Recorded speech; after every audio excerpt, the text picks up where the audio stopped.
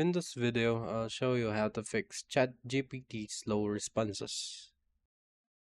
If this video is useful, don't forget to like and subscribe. First, let's just say that your current or past thread is lagging and the ChatGPT reply is taking too long. Here's a quick, easy tip that you can do for you to restart the thread you want for a faster responses from ChatGPT.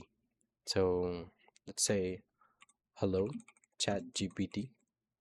Can you give me a clean prompt to restart our conversation of, let's just say, making a catchy video, but without getting rid of what you have told me, and add the current thread is lagging and I want to make a fresh session and then hit enter.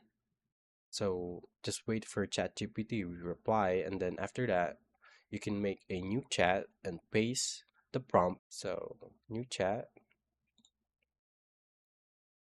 copy the prompt ChatGPT said, and paste it, and then hit enter. So that's it. That's how you can make ChatGPT response more faster to you and without getting rid of the idea from the previous thread you already have. Thanks for watching.